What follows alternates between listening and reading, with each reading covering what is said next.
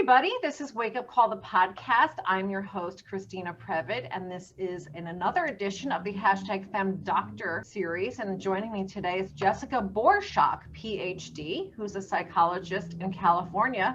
Welcome, Dr. Borushok.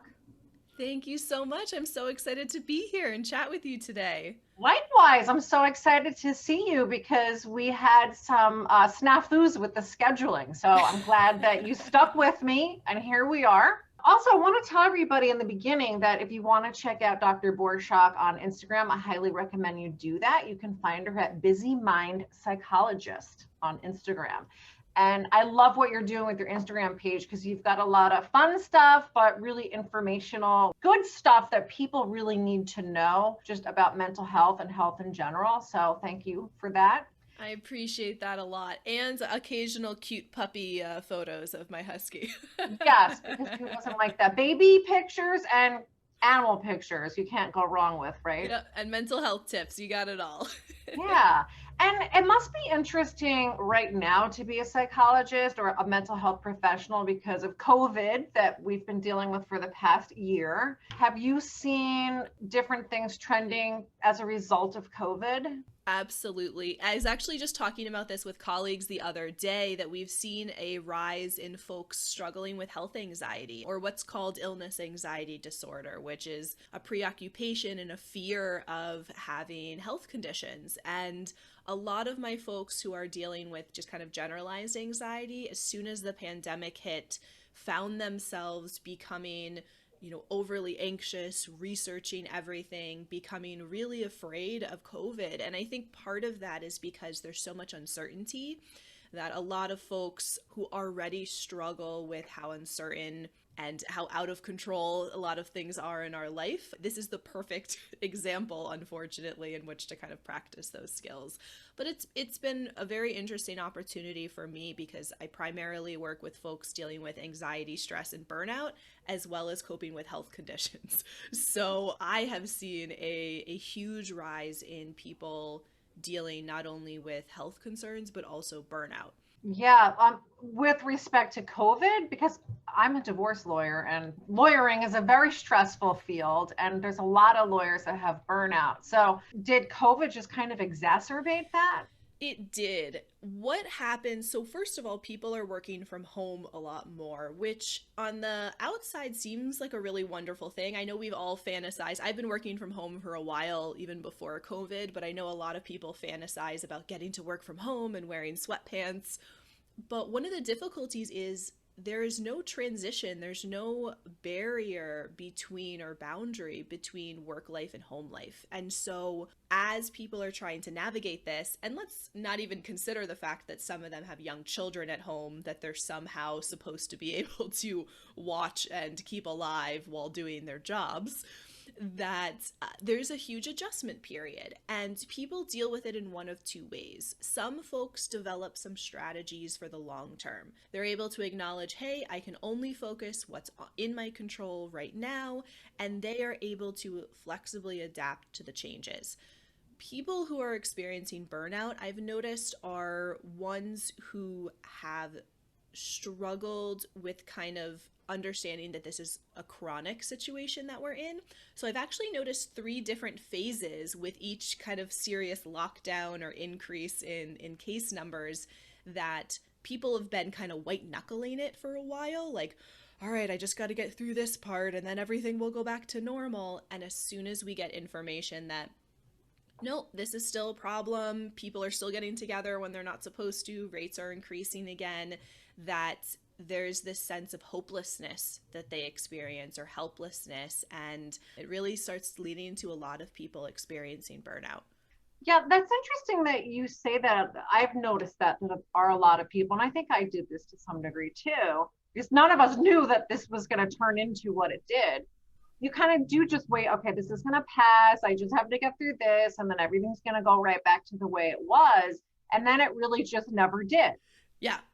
And I would think, and you can tell me what you think about this, I think there are just people that really have a hard time adapting to change. Mm-hmm. And then there are other people that I think can kind of roll with it a little better. Is That that is true? absolute, yeah, that's absolutely true. Being able to flexibly adapt. I like to think the people who are in the best situations are the ones who have a plan, but have room in the plan for when things go terribly, horribly wrong. And they are able to adapt. That's the way to have the best vacation, to have a plan of where you're going, but when your car breaks down, when the hotel you're supposed to stay at, isn't working or is terrible, being able to shift and adapt and have the approach that this is different, it doesn't mean it's bad. And some people really struggle with that because they want to be in control of everything. And having a structure or a plan gives them the illusion that they can control everything. And then when that plan falls apart, they're left feeling completely out of control and out of sorts, and they struggle to recover from that. That's interesting what you just said. You used the word illusion because I know a coach that always says, we all thought we had control, Mm-hmm. right? Like it's only since COVID has happened that we're using words like uncertain, right? I think you used that word when we first started Mm-hmm. talking, and it's a word that I hear all the time now. But did we really have certainty before? Because, No. right? So we trick ourselves into thinking we have that. Exactly. I like to think that people who are able to adapt the most are willing to give up the perception of control to actually have real control over our lives. And the parts of our life that we have control over are pretty limited. It's what we do with our bodies and what comes out of our mouths in this moment. And that is it. We can plan for the future and we can learn from the past, but we can't influence them until they're actually happening right here and right now. We can set boundaries around other people, but we can't force other people to do things, or we can't make them respond in a way that we want to. And when you're putting a lot of effort into trying to control things that are out of your control, what you're not doing is having that time and energy reserved for what is actually within your control and what you can actually make changes around. And so there's a lot of people who go through life thinking, oh, yeah, I have this plan. I have my whole life figured out. I mean, I imagine as a divorce lawyer, you have that conversation a lot with people of it's not just the relationship ending, but it is the idea of what they thought their life was going to be for the next 10, 20, 30 years that's suddenly upended. Yeah, that is a very recurring theme with my clients. And I refer them to someone like you to help Mm-hmm. them sort that out. But yeah, people have a really hard time with that. Some people more than others. Yeah. The hardest cases that are difficult to just move forward are the ones where at least one of the parties is having real difficulty just acknowledging that this is happening Yeah. and to move forward. Mm-hmm. So do you feel like you spend a lot of your time in your sessions with your clients or patients? I'm not sure what you call them, talking about things like this. Yes, and clients, though if I were in a hospital setting, they'd be called patients. But yeah, the clients I work with, a lot of people come into session saying, I feel this way. I don't want to feel this way anymore. Make it go away. And that comes from a place of really struggling, feeling a lot of pain, feeling a lot of fear. What I help shift people into is how do we notice the patterns that we find ourselves getting into? And this could be avoiding doing things in our life that are important to us for, Netflix and taking naps and not washing the dishes. Or it could be getting stuck in our head, over analyzing, over planning, overthinking, going through all of these different scenarios. Those are the folks that tend to struggle with uncertainty a bit more. Helping them first realize what you're doing isn't actually serving you. It might make you feel better or feel more in control in the moment. That's that perceived control. But in the long term, all it's doing is stealing from your present. It's putting time and energy into something that we don't even know if it'll come to pass, and it's taking away from you enjoying life right now. And so if we can begin to notice these patterns, we can then begin to develop skills and strategies for breaking those patterns and shifting to move towards the type of life that we want to have, which is really at the end of the day what people want. They want to live a meaningful, fulfilled life and want to be able to flexibly adapt to the stuff that shows up along the way. Yeah. Why do you have any theory about why it seems like everybody has anxiety these days? Yes, I do. If we take it back to just kind of the evolutionary reason of why our mind is the way it is, our mind is a threat detection system. Its entire purpose is to like look out for lions and tigers and bears and remind you to run from them. And in our ancestors' lives, a lot of their threats were things that they could problem solve. They were, access to food and clean drinking water and shelter and being aware of predators or kind of rival tribes, for example. And so all of those threats were things they could handle and problem solve in the moment. They would deal with them and then they would move on. In today's society, while there are always still things in our present life that can be threats to us, most of our threats come from social situations, from not being deemed good enough, from being rejected, from being excluded, from fear of losing our jobs and our livelihoods, which has been a big theme during COVID. And so, as a result, if there's not like a lion right in front of you, your mind is not going to stay in the present when we're enjoying talking with our friends. That's useless to it in terms of survival. It's going to either jump to the future and go, what are all the things that could go wrong? Or it jumps to the past and says, where are the situations where you've messed up and how can we learn from them so that they don't happen again? The difficulty with that is we have an endless amount of what if scenarios and past mistakes to run through. So our mind is constantly throwing out all these things that could go wrong, but we don't have any control over them in the future. And that creates a lot of tension and stress. And so, what I like helping clients do is train their minds how to be more present and connected with what they do have control over. And how much do you get into their background, like their childhood and the influences that they had from family? Because is it sort of contagious or genetic when you're around other people that are just worriers and have a lot of anxiety? Do you sort of pick up on that? Do you learn it from them?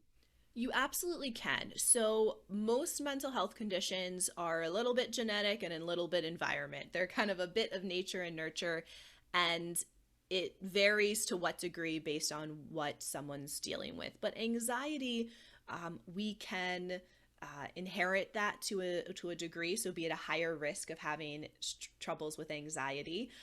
You'll hear a lot of people talk about, oh yeah, my mom was a worrier, or my dad used to, fret about things all of the time. They didn't necessarily have diagnostic labels back then, but there was just this understanding that that was kind of their tendencies.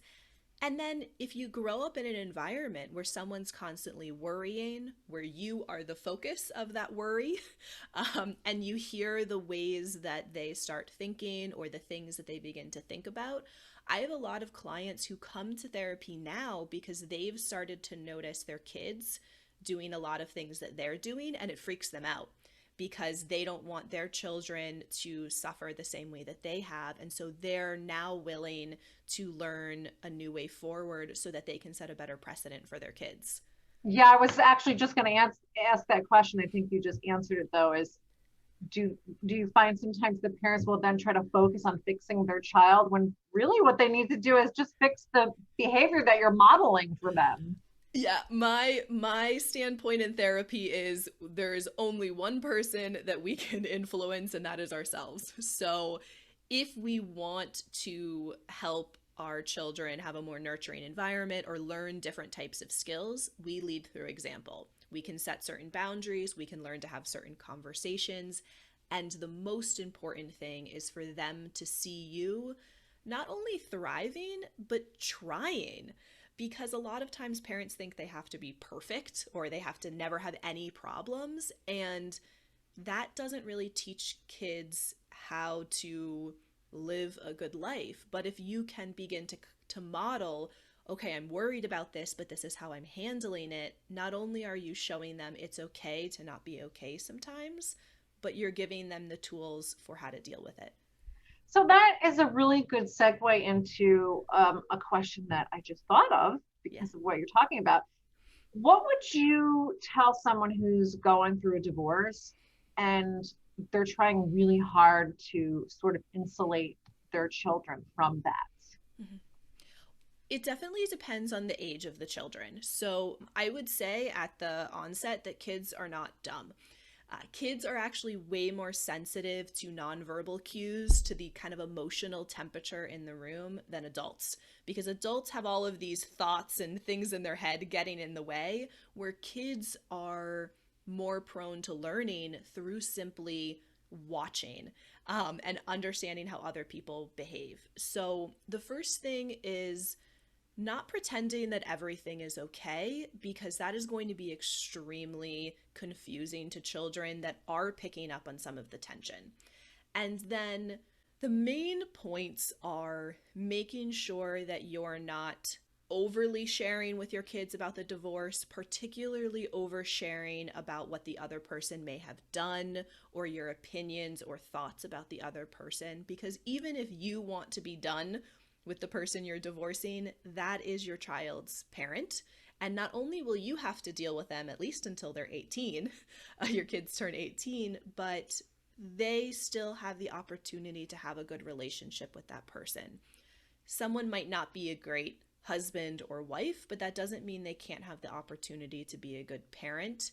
And you don't want to poison that relationship. One, because it just is ugly and it makes you look bad, but also it causes a lot of stress for kids. So we want to make sure we're not bad mouthing the other person to the kids. We want to make sure that we are seeking treatment if we need to process our own emotions and to figure out how to co-parent. So there are a lot of clients who will go to therapy to learn just how to successfully co-parent, because you don't want to put the kids in the middle. You don't want them to be the messenger back and forth between the houses, because it includes them in decisions and in situations that aren't really their responsibility or any of their business, and it puts that pressure on them and teaches them that here are two grown adults who aren't capable of communicating with each other. Rather than, are you able to model for your kids what it's like to have healthy boundaries and still be able to communicate with someone even if there's been a lot of pain or difficulty? I always hear a lot of people say, we're staying together for the kids. But I know, right? But then meanwhile, they have a really unhealthy relationship. And Yeah. I'm sure that they're modeling behavior that they probably wouldn't want their children to continue in their own lifetime. But I think they're unaware that they're doing that. Can you shed some light on that? Yeah, I oftentimes think it's a process of learning to be self-aware of one, what your own needs are. So asking yourself, if the kids weren't in the picture, would the two of you be together? And if it's an immediate no, well, that's something at least to explore. I'm not saying like run out and get divorced right now, but maybe talking to someone about why that there's that immediate reaction. What are you not getting in the relationship? What are problems that are showing up in the relationship? And that can give you a starting point for understanding what needs to be worked on, or maybe seeing that this isn't working for us at all.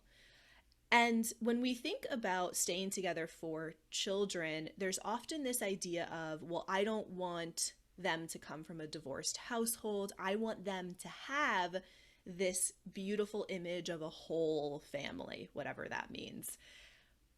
But there's a difference between people simply living in the same house together and being a family. And so we want to take a step back and think about, when I think about family, what are the qualities or characteristics that make that up? Maybe it's kindness, maybe it's spending time together, maybe it's building memories, maybe it's communication and trust and boundaries. And then taking a look at your relationship and seeing how close does what your relationship look like mirror the type of environment that you want your kids to grow up in. And then that gives you a starting point for, well, if we want to stay together for the kids, let's put in the work. You don't just get to say, oh yeah, we're going to stay together for the kids and then keep going on as normal, because that doesn't help anyone. Yeah. Sometimes I think it's just an excuse to sort of postpone making a decision. It can be. It can be. We've all had experiences where we know something isn't right, but we're just not ready to make that decision or pull that plug. Whether it's a relationship or a job or a friendship or just some kind of environment, sometimes it takes a little while for us to feel very confident in that decision so we can move forward without regrets. Sometimes we need another person's perspective in order for us to see what's actually going on in the situation because we're so in it that it's hard for us to step back and see. And then sometimes it takes a time to build up the strength and the courage to leave because, as we talked about before, it's not simply ending a relationship, but it's ending the plan that you thought you were going to have for what your life looks like. And having an understanding of what life looks like after divorce can sometimes make it easier for us to take that step if it's the right one for us. That's great advice. And I think I should keep that in mind too when I'm counseling prospective clients. People who haven't come on board yet, because that's the most frustrating part to me is when someone comes in and talks about how profoundly unhappy they are. But then at the end of the conversation, they say, okay, well, I guess I have to think about it. And I'm always like, but what is there to think about? So I think I could be a little bit more compassionate in that respect. And that goes back to that idea of uncertainty. There's that quote, the devil you know is better than the devil you don't.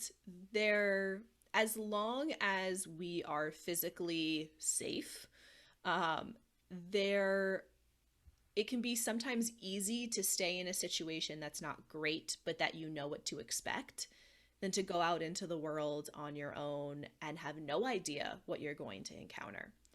And that's why it can be important to talk through that with a therapist. It can also be important if you have friends who have maybe gone through a divorce or who are single to reach out to them to understand what does your day-to-day life look like? Or even seek out Facebook groups. I'm sure there are a ton of Facebook groups for, divorced parents or, divorced people in their 30s, 40s, 50s, 60s. And even if you haven't gotten divorced yet or start that process, there's a wealth of information out there. People have already walked this journey. You don't have to reinvent the wheel. Yeah, that's great advice. And there are a ton of Facebook groups out Yes. there, some better than others. But I think once you join, you get a sense of if that's going to work for you or not, if you Yeah. should find another. There is something I'm curious about. This is something that's kind of popped up for me at different times over my life. I've heard that if you grow up in sort of a chaotic environment, that sometimes you kind of seek out, even if you're totally unaware of it, you seek out chaos. Mhm. Is there truth to that? So there is some truth to that. I think oftentimes it can be a bit overblown or exaggerated, but think about it this way. There's a difference between something that is comfortable and something that is healthy for us. And so if we are used to growing up into an environment maybe where there's a lot of inconsistencies, there's a lot of screaming and yelling, that becomes our norm. And imagine growing up in a loud, chaotic, all over the place environment and then dating someone who is has a very healthy communication style, who grew up in a very what would be considered maybe traditional family, and all of a sudden all of these thoughts and fears come up around, like, do I even know how to be in a relationship? They must think I'm really weird. This feels really weird and uncomfortable because it's different. And so we might seek out people who mirror that type of behavior because it's familiar. And also because there's this belief that maybe they understand what it's like to go through that and grow up in that environment, and that they'll at least be seen and be heard. And usually people get to a point where they realize whatever I've been doing hasn't been working for me, whether it's how I show up to relationships or the people I choose to be in relationships with. And usually it's a combination of the two. And that is where that growth happens, is they begin to step back and say, okay, what have I learned from growing up that has been valuable to me? either of what I don't want or what aspects of it I liked. And then what are some skills or a type of relationship that I want to have that I can move towards? I know, for example, I had gone through a really, I was in a really bad situation and had kind of gotten out of it and was nervous to date again. And my own therapist had me look at my friends' relationships who I felt were in really solid relationships and go, what are the qualities of that relationship? What are the qualities of your friends' partners that you admire or would like to have in your own relationship? And use that as a starting point for understanding what you're actually looking for. That's interesting that you had an experience where maybe you weren't as self-aware and this other person pointed it out to you, because self-awareness is something that I am very interested in. Mm-hmm. I I think it's kind of impossible for us to ever be totally 100% self-aware. Yeah. But how can we be a little more self-aware to recognize these things? Yeah, yeah. And I don't even recommend being 100% self-aware. I think there is some value in, telling ourselves white lies and that sort of thing. But it starts with paying attention in the present moment. Like I said before, our mind jumps to the past, it jumps to the future, and when our mind is time traveling, what it's not doing is connecting with our experience in the here and now, what we're feeling, what we're thinking, and how we're engaging with the world. And so it can be really helpful to take a moment to almost drop into your body and go, what sensations am I feeling when I'm talking to this person at this job, interacting in this environment?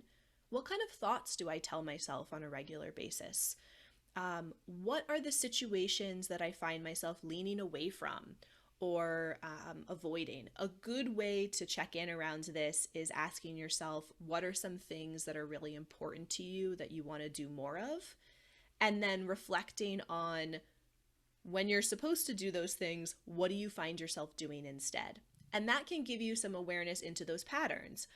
I want to exercise, but every time I think about exercising, I just get exhausted and overwhelmed, and then I lay on the couch and binge watch Bridgerton.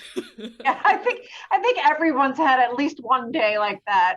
Of course. And again, that's not a bad thing. We simply want to make sure that when we're making that choice, it is our intentional choice rather than our emotions deciding how we respond. And things like mindfulness can be really helpful. A lot of times we think about mindfulness as a means to feel relaxed or calm or like clear our mind, whatever that means.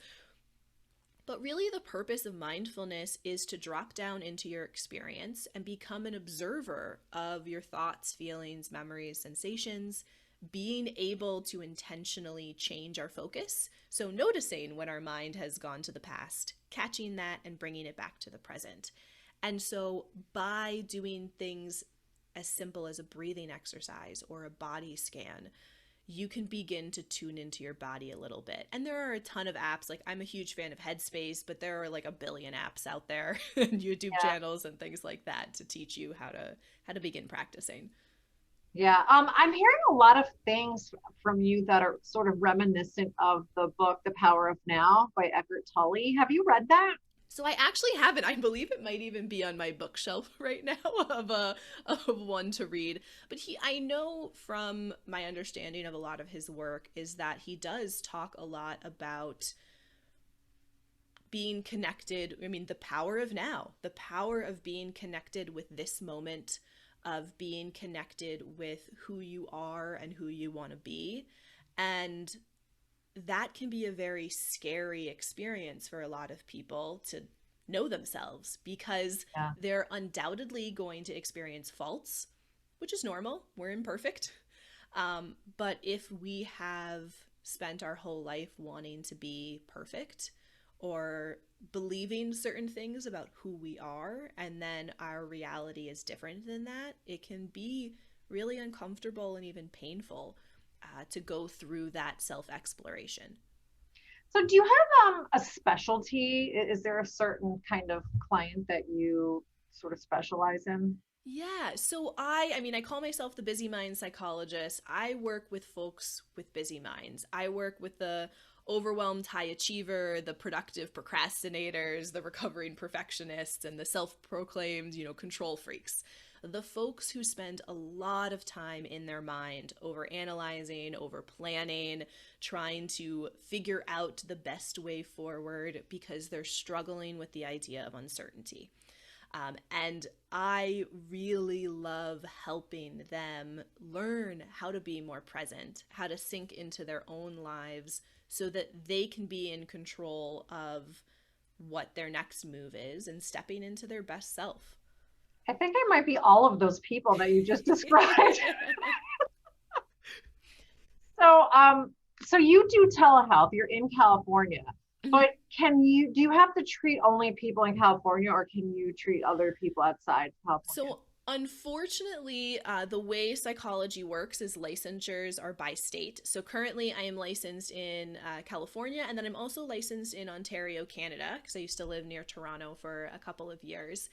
And so, I can only see people who are located in California and in Ontario. But the cool thing about telehealth is, California is a pretty big state. I can see folks, even though I'm based in LA, I can see folks in San Diego or in San Francisco or in all the places in between, as long as we have an internet connection. Yeah, I really hope that they come up with a way to fix this problem because a lot of the physicians that I've talked to, they have the same issue is that we can all do telehealth now. Everyone seems to be working remotely. Coaches do it. They can coach anybody anywhere, Hmm. but physicians can't treat anybody outside of their state because their malpractice insurance wouldn't cover it Yeah. and they're not licensed in the other states. So I kind of feel like that needs to catch up with the times. It does. There are a lot of things because these legal and ethical decisions are so nuanced. It can take a long time for the licensing boards to catch up. I mean, even there's very little information around psychologists and social media. And we've all kind of been behind the scenes sharing information about, how do the ethics apply to what we're doing? What if we have a public profile? Can a client follow us? How do we make sure we're maintaining that confidentiality? When COVID hit, there wasn't a lot of information about doing telehealth Yeah. for therapists. I was thankfully already doing telehealth prior to COVID, so I felt like I didn't have a huge learning curve and I already knew how to set myself up to be ethical and also being able to provide the best service for my clients. But there is a lot of confusion out there, and sometimes I think we're a little too hesitant to make decisions around recommendations, and as a result, life happens and we have to make things up on the fly, and that's maybe not the best way to do it. And recently, due to COVID, they created different allowances for being able to see clients in like neighboring states and things like that. But a lot of psychologists, myself included, were hesitant to start those practices because they could revoke them at any point, and then you're basically abandoning a client, and that's wildly unethical. So Yeah. I think the difficulty is there's a lot of state regulations on who's considered a minor, who can seek treatment at what age. If a child seeks treatment, at what age are they allowed to have some confidentiality around what happens in session from their parents? And it varies widely by state. And so that is one of the reasons it's become state licensure. But I agree. I think the barriers are easily solvable and the benefits are very large, particularly in areas where maybe there aren't that many licensed psychologists or licensed mental health professionals who'd be able to offer services or specialties that that person's struggling with. Yeah. And we won't even get into health insurance. Oh yeah, That's a no, whole I other, it's yeah, that's a whole other. that's another hour or longer. So I want to talk about you a little bit. How did you come to be a psychologist? How did that happen? Oh man, that is a fun conversation. So, I always knew I wanted to be in some type of health field. I grew up, a lot of my family members are medical doctors, and I actually went into undergrad. I did my undergrad at Florida State University, thinking I would be pre-med and go on to medical school. Um, and within my first semester, I really decided medicine wasn't for me, mostly because many physicians don't get the chance to spend as much time with clients as their patients as they want to. They're stacked with patients all day long. They maybe have 5 to 15 minutes to spend with them, and I really wanted to be able to help someone, and dig into some of the details, as instead of simply maybe giving recommendations or diagnosing what was going on. And I took a couple of years in undergrad to kind of figure out what I wanted to do. And my dad had actually recommended, like, oh, you should go into therapy. Like, your friends always come to you for information and advice and things like that. And I had taken a career placement test, and it had been therapist, teacher, or like author, which is ironic because I love all of those things and have done all of those things. um, and I was very fortunate that Florida State University has an excellent psychology undergrad program. They have an excellent graduate program as well. I got a lot of really great experience participating in research, which allowed me to apply to a doctoral program straight out of undergrad. So I applied to a number of programs. Ph.D. programs are extremely competitive, and I ended up getting into a PhD program where you get your master's degree along the way. And so I went straight from undergrad into a PhD program at Bowling Green State University in Ohio. And the way clinical psychology works is you pick an area of interest, and then you apply to a program that has an advisor who is doing similar type of research. So at the time, my background and my interest was in obesity and weight loss, and just kind of health in general. And I did that for a long time. I really loved it. And in grad school, I learned about acceptance and commitment therapy, also known as ACT, and that became the main kind of way that I helped people. And then I did my internship at the San Diego VA. I moved up to Canada and was in group practice for a couple of years. And then I've recently moved back to California to start up my own private practice. Wow, that's quite a trajectory. Impressive. Yes, it's been a little bit all over the place. I got my PhD when I was 27, which was fairly quick for me. And I've had a lot of really amazing opportunities just through connecting with other people. I've gotten to co author a number of books. I am what's called a peer reviewed ACT trainer, which that title means nothing to most people, but essentially means I have been reviewed by my peers to be an expert in acceptance and commitment therapy. And I actually train other mental health providers and health providers in how to use ACT with clients.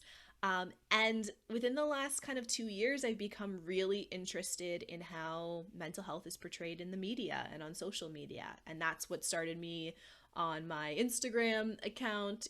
I'm in the process of starting a YouTube channel, of really wanting to not only serve clients one-on-one, but convey accurate, science-driven information on mental health to people, because there's so much noise out there um, Yeah, around what to do. It's the Wild West in terms of like wellness and mental health.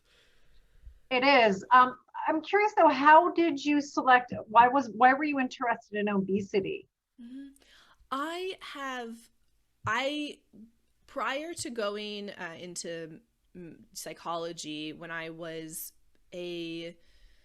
was thinking about being pre-med, I was really thinking about things that I loved and what I could help people with: creating a healthy lifestyle, helping people be more active, helping people learn how to find balance in their life so that we aren't depriving ourselves of things, but we're having a better relationship with food and our body.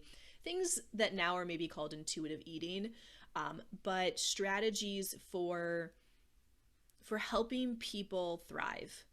And in my mind, that was through working with folks who are obese, because there are a lot of different ways that they can change their life. And there's also a lot of mental health factors that play into eating and exercise habits. Eating is a byproduct of how we cope with distress or trauma or anxiety.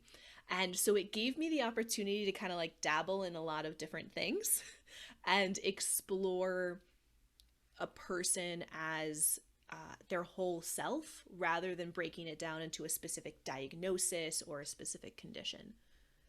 And then did it kind of just naturally flow into ACT where you could help a lot of other people, not just people with obesity?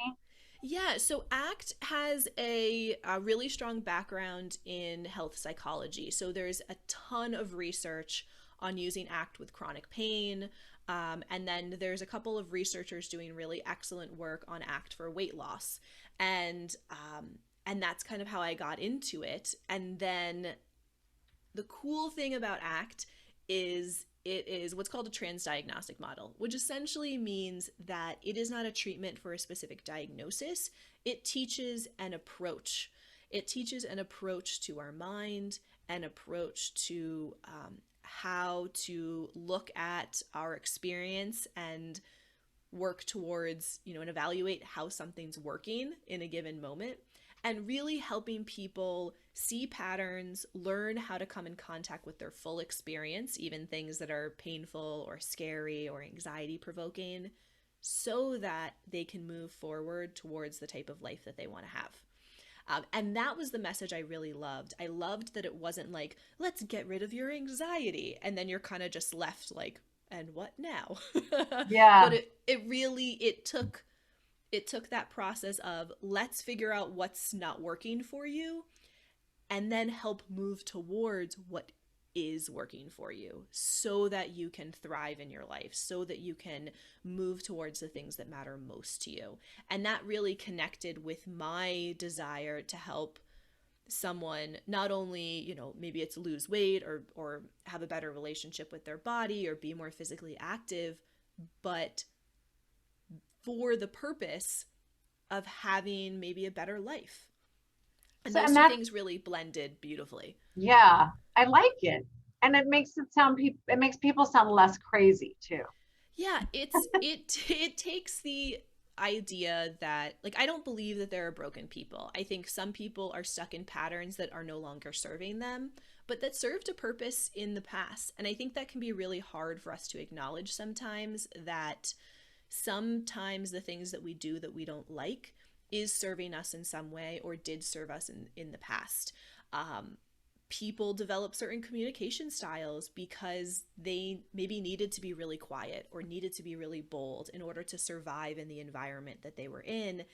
And now they're in a more stable environment, and those habits and patterns just aren't working for them anymore. And they have to learn how to develop new strategies for moving forward.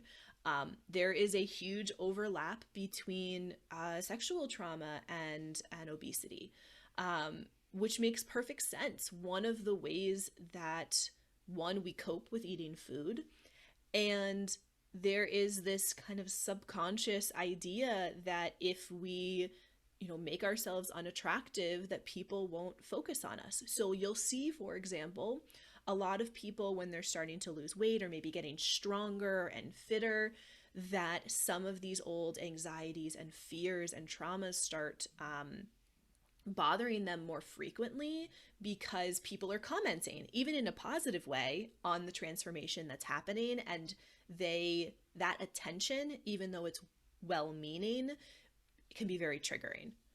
Yeah, that's interesting. I have heard something similar to that in the past. That is interesting. But that a lot of that comes down to self-awareness again, is Yep. being aware that, that's happening. So I hope that people will watch this or listen to it on the podcast, and maybe turn inward a little bit to kind of see where they might have some patterns that are interfering with them living the life that they want. Yeah. And on my website, busymindpsychologist.com, I do have, you mentioned being kind of all all of the types of the busy minds, but there is a quiz that I have on what type of busy mind are you, and a free workbook that you can use that goes through some strategies for the different ones. And if you join my email, one of the emails that I send out is a worksheet that helps you understand some of those patterns. So it's a worksheet called the Life Map. And it's a tool that helps, it has a couple of different questions that helps us understand what are some of those thoughts, feelings, memories, and sensations that are showing up, and how do we respond to them. So if that might be helpful for folks who are maybe struggling of like, I want to be more self-aware, but where do I start? Yeah. Well, I want to do it. I'm as soon as we're done here, I'm going onto your website, and I hope to God I'm not all of them. It will give you the one that you are the most. Okay. So I'll let you know. Yes, please do. Please do. And then before we wrap up, because I want to be respectful of your time, I'm a total book nerd. Mm-hmm. And I'm finding it very distracting for people who are watching the video. You have this bookcase behind you, and I'm dying to know what is on the bookcase. So I'm not going to ask you to tell me everything that's on there, but could you maybe pick out like 2 or 3 books that you feel like, made a huge impact on you? Oh yes, this is and this is only for people who are watching the video. This is only half of the bookcase, so like it's a Oh, I love it. It's book porn. It's book porn. I'm a book hoarder. There are a couple of books. So one of the books I really love is by Carol Dweck called Mindset. And I really love this book because it goes through not only strategies, but also the research behind having a fixed mindset versus having a growth mindset. And then if you do have a fixed mindset, how to move towards having a growth mindset. So how to change your relationship with failure, with taking risk, with moving forward, so that every opportunity is an opportunity to grow, not an opportunity to be, shamed or to fail or to not succeed. Because oftentimes those fears hold us back from trying opportunities because we're so afraid of failing that we aren't willing to put ourselves into situations where we can learn and grow. So that is one of my favorite books. One of my old supervisors gave me that one. The other book that I really like, I actually don't think I have it on the bookshelf right now because I loaned it out to someone, is The Neighborhood Project by David Sloan Wilson. This is a book written by an evolutionary biologist. He's my favorite evolutionary biologist, if people are allowed to have those. And he goes over understanding how our communities work. And he does all these fun little experiments in his environment around how to help not just people thrive, but help communities thrive. And I think this is a really important idea because oftentimes we can only do so much work on ourselves, but sometimes the environment that we're in, whether from systemic issues or people's own difficulties, that we want to make ourselves better, but we also want to change our communities as well and have groups of people that are succeeding and thriving together. And it goes over some of the science behind it. So that's kind of like a nerdy book. And then the kind of complement to that is The Nurture Effect by Anthony Biglin that goes into the research around how to create nurturing societies. So those are some of the like nerdy books. And if people are interested in learning more about acceptance and commitment therapy, there are a couple of books that I would recommend. One would be The Happiness Trap by Russ Harris. It's a really great book. I feel like it's like reading or talking to a friend over a cup of coffee, and it goes through some of the principles of ACT. And then Be Mighty by Jill Stoddard, which is specifically for women and helping women, step into their power, helping women live the type of life that they want, free of some of the rules and labels and constraints that society puts on them. And I could go on for like the next 10 hours about different books. Man's Search for Meaning, Viktor Frankl. Oh, yeah. It's always a good one. Yeah. That's one I haven't read yet, but it's been on my list for a really long time and it keeps popping up. I feel like the universe is saying, you need to read this book. It is a good one. I actually don't even have it on my shelf because my partner took it because he's reading it right now. But it's a very tiny book, and it is a very profound and impactful one.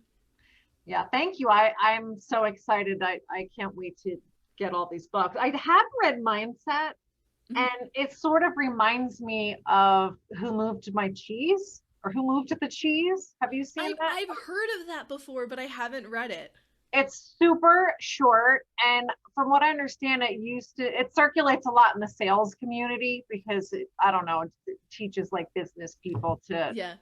like what Carol Dweck says, is to have the growth mindset. But it's super short, it's fun, it's an easy read, and I highly recommend it.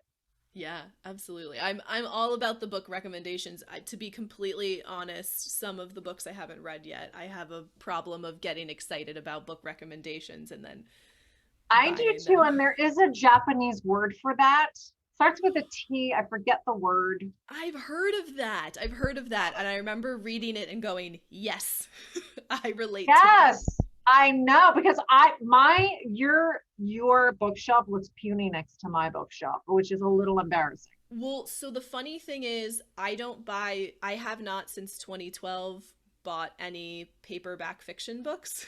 So this is like the second half of my bookshelf's fiction. Like that is only things that I read like when I was younger, that I've kind of held on to, but I have thousands of fiction What's your books. favorite? My favorite fiction books, my favorite fiction author is, I'm a big fan of urban fantasy books and paranormal romance. And I'm not ashamed to admit that. So, my favorite author in the entire world is Nalini Singh. Hmm. She's a New Zealand based romance and paranormal romance author, and she has two series, the Psy Changeling series, PSY Changeling, and I just call it like the Archangel series, but they're really good. And the Side Changeling series has like I think 23 books in it so far because she's been writing since the early 2000s. So if you get into it, you have lots of books to read, and those are the ones Wow. I go back to and read over and over again. And then my favorite urban fantasy novelist is or author is Karen Chance, and she has a Cassandra Palmer series, which I like, but there's a spin-off series, Darina Basarab. I've never said these names out loud before. Series, but the Darina series that is absolutely wonderful. I didn't even know that that was a genre.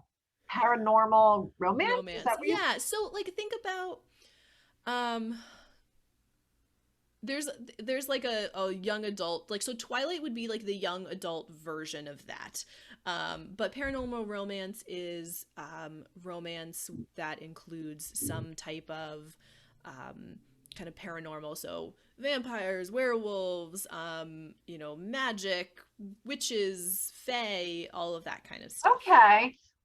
It sort of reminds me a little bit of Anne Rice, her books. Yeah, it can be. Her books are a bit heavier. Yeah.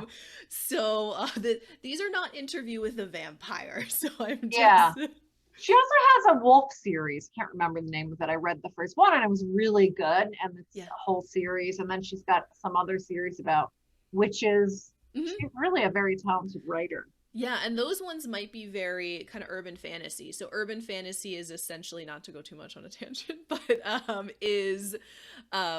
is usually or is set in an urban city. So for example, the Rachel Morgan series by Kim Harrison, which is also a great series, is set in, I want to say, Cincinnati. And so it has that grittiness to it. And it usually is basically our world in either our time period or a little bit in the future, but there's some type of like magical element to it. And sometimes humans know about the magical element and they're, the other species are out in society, and sometimes it's hidden. And it's a little bit darker. So, favorite characters die Yeah. sometimes. Yeah.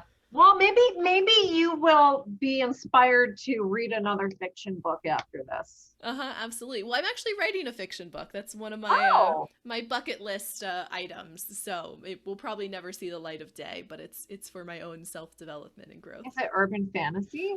It is, yes, so it's urban fantasy with a little bit of a paranormal romance thread. It's about a human who becomes a psychologist to like the most powerful vampires in the city. Are you trying to tell us something?